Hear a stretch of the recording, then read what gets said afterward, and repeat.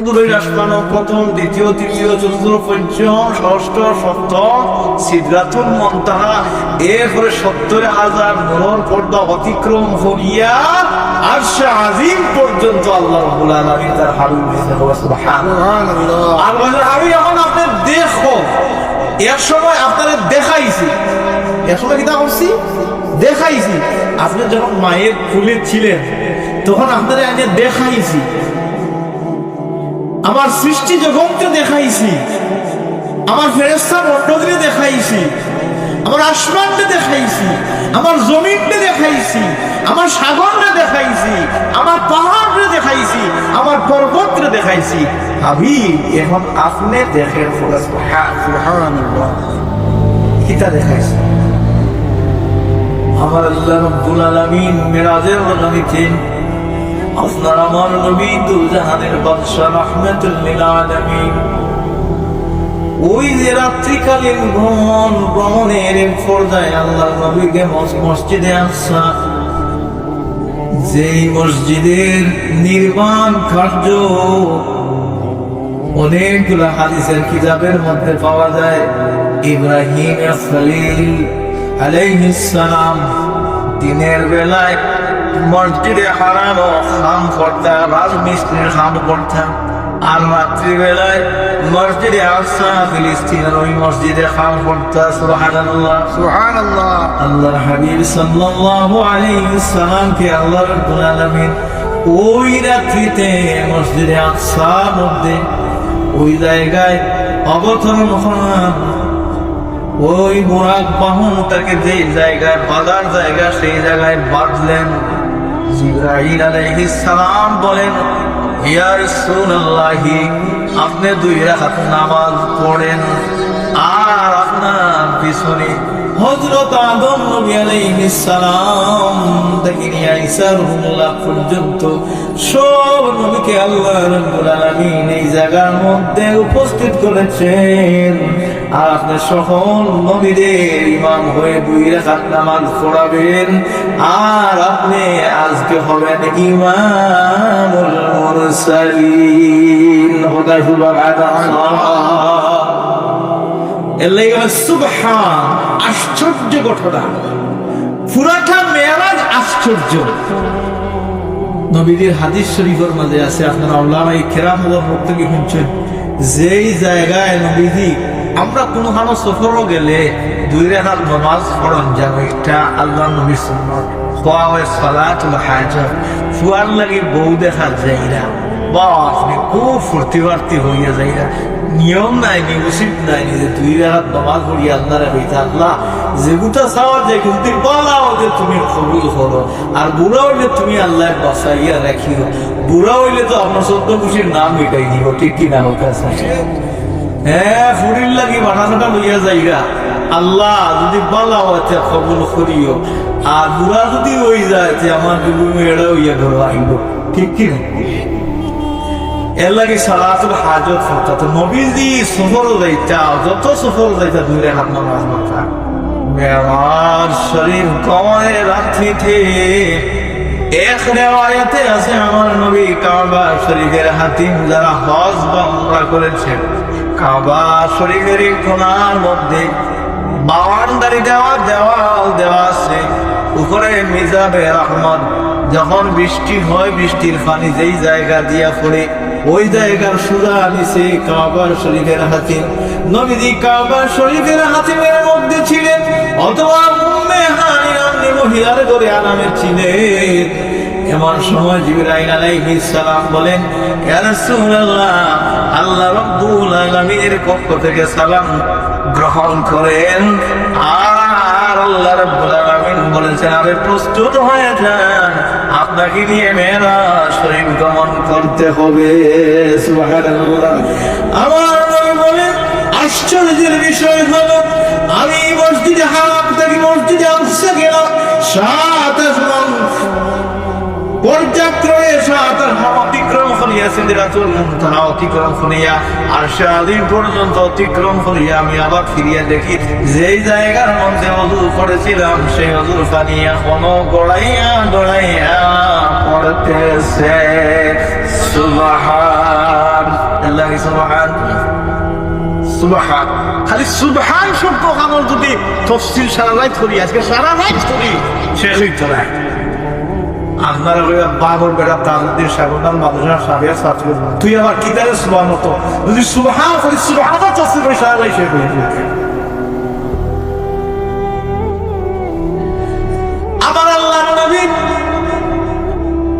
মসজিদে আকসার মধ্যে যখন অবস্থান নিলেন, নামাজ কমপ্লিট হল, ইমামুল মুরসালিন হলেন।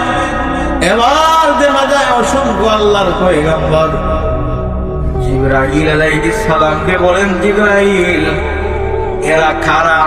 এদেরকে তো আমি চিনি না, এদেরকে তো আমি কোনোদিন দেখি নাই। হযরত জিবরাইল আলাইহিস সালাম বলেন, ইয়া রাসূলুল্লাহ, ইয়া হাবিবাল্লাহ, এরা হলেন সকল নবী পয়গম্বর। হযরত আদম আলাইহিস সালাম থেকে নিয়ে ঈসা নবী পর্যন্ত সকল নবী আপনি তাদের ইমামতি করলেন। এখন একটা অনুষ্ঠান হবে, সেই অনুষ্ঠানের নাম হল বিদায়ী অনুষ্ঠান, সংবর্ধনা অনুষ্ঠান। সুবহানাল্লাহ, ইনো আবার বিদায়ী অনুষ্ঠান।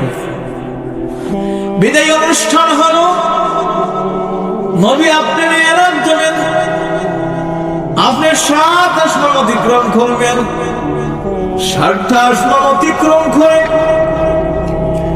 আপনি আল্লাহ রাব্বুল আলামিনের আরশে আজিম পর্যন্ত যাবেন। আল্লাহ রাব্বুল আলামিনের সাথে আপনার দিদার নসিব হবে। কিছু মানুষের ইখতিলাফ করে যে আল্লাহর লগে দিদার নসিব হইছে না, মাঝখানে পর্দা আসে।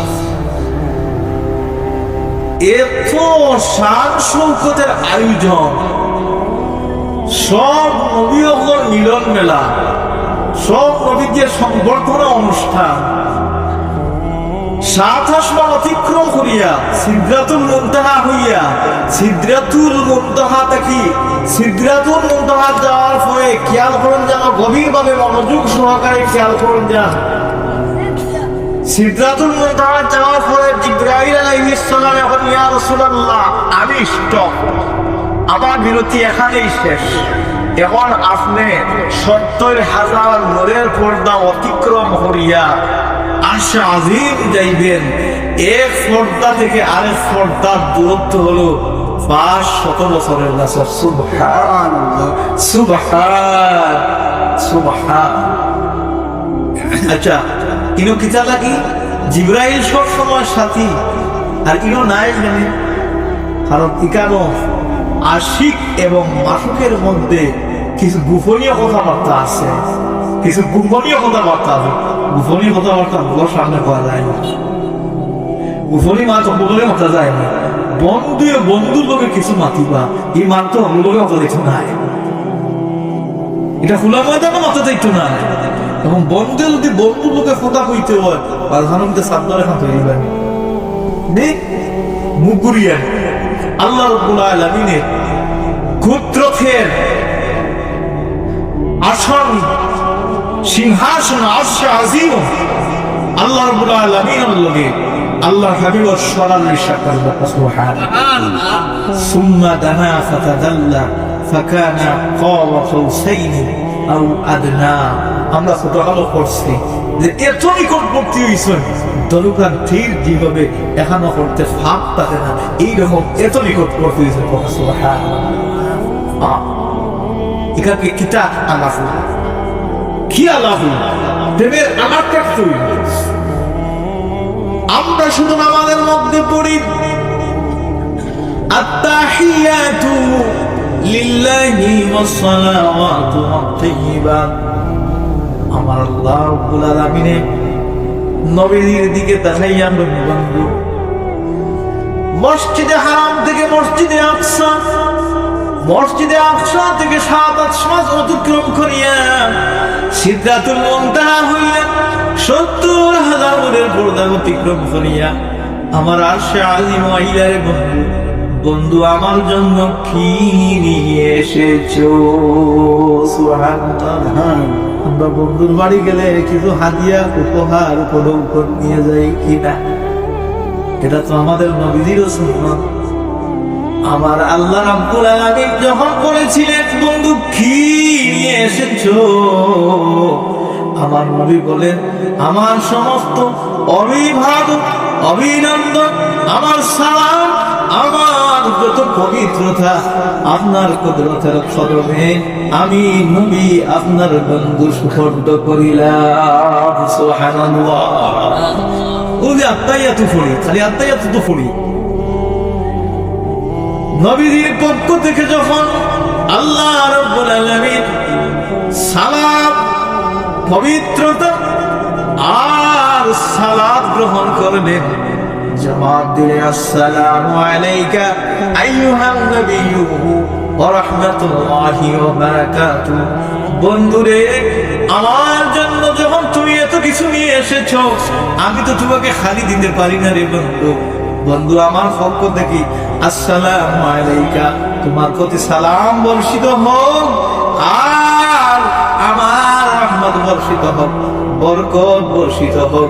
এমন সুন্দর সালাম আল্লাহর পক্ষ থেকে পাওয়ার পরে আমার নবী সেই জায়গার মধ্যে আমরা গুনাহগার উম্মতদেরকে বলেন না।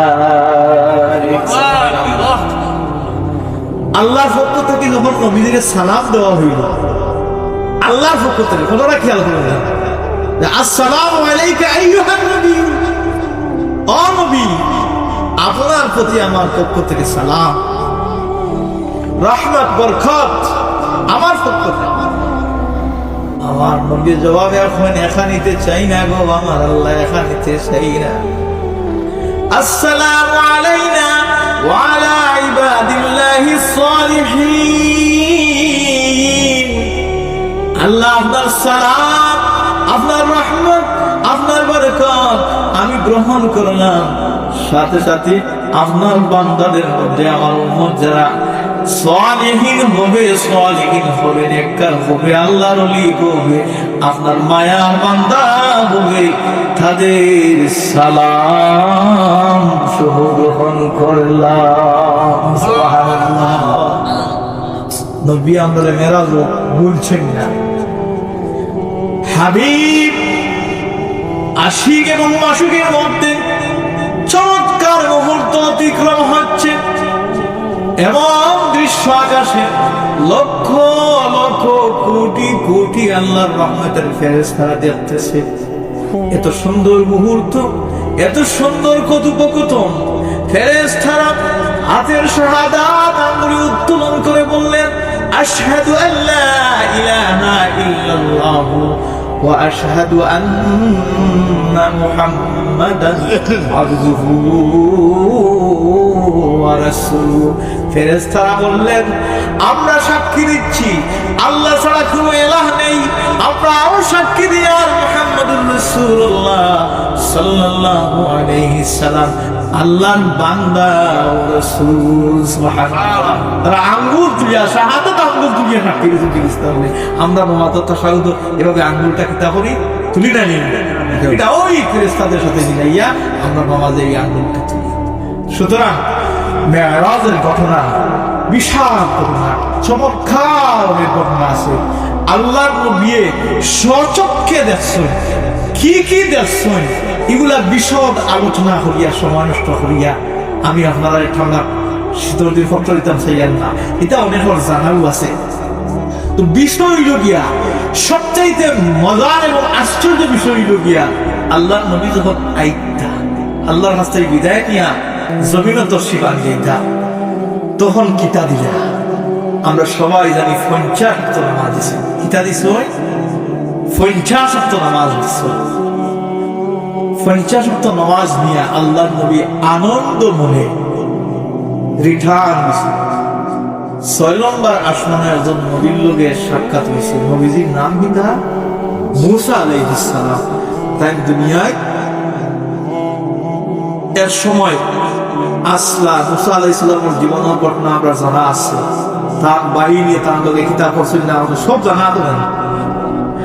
তো মুসা আলাইহিস সালাম হইলা ও মুহাম্মদুর রাসূলুল্লাহ আল্লাহর পক্ষ থেকে হাদিয়া হিসেবে কিতাব হইলা খুব খুশি মনে আল্লাহর নবী হইলা যে 50 ওয়াক্ত নামাজ আনছি সুবহানাল্লাহ বলে মুহাম্মদুর রাসূলুল্লাহ সাল্লাল্লাহু আলাইহি ওয়াসাল্লাম 50 ওয়াক্ত নামাজ এরা আঠায় মতো পারতো না, সুতরাং আরো কিছু সময় এইভাবে আল্লাহ